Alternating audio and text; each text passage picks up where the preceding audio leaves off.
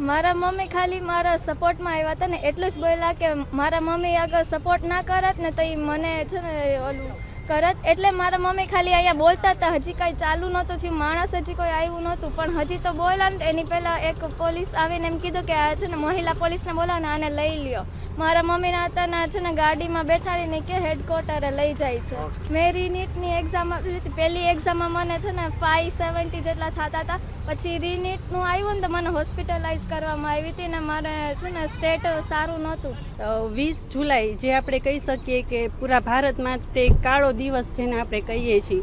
અને શા માટે તો કે ત્યાંના જંતર મંતર ગ્રાઉન્ડ ઉપર માનનીય શ્રી સર સુમન સર અને આપણે દીપકે સર કે જેઓ ભવિષ્યમાં આવનારી પેઢીને જે સમસ્યા છે કે જે પેપરો લીક થાય છે અને એના કંઈ નિર્ણયો નથી આવતા અને પેપર લીકના હિસાબે જેટલા વિદ્યાર્થીઓએ પોતા આત્મહત્યા કરીએ છે તેના અનુસંધાને એ લોકો માંગણી કરે છે.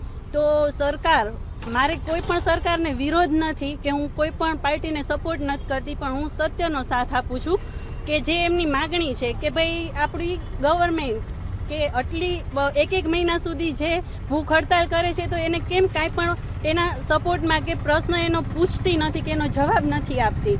હવે એ લોકોની માગણી છે કે ભાઈ આપણે ધર્મેન્દ્ર પ્રધાન છે એ રિટાયર થાય કે રાજીનામું આપે, પણ એ ક્યારે માગે છે કે જ્યારે એમને આ સપોર્ટ સિસ્ટમને આગળ વધારી નથી કે પેપર લીકને કાંઈ આગળ એનો રસ્તો નથી કાઢ્યો. અને કહેવાય છે કે ભાઈ તમે સરકાર છે એ પારદર્શી હોવી જોઈએ. આપણે ગઈકાલે જે જંતર મંતર ગ્રાઉન્ડે પોલીસે યુવાનો ઉપર લાઠીચાર્જ કર્યો અને કહેવાય છે કે દીકરીઓને પણ મારી છે, તો આ યોગ્ય ન કહેવાય. એના હિસાબે અમે પણ રાજકોટમાં રેસકોર્સ ગ્રાઉન્ડે સમર્થન આપીએ છીએ.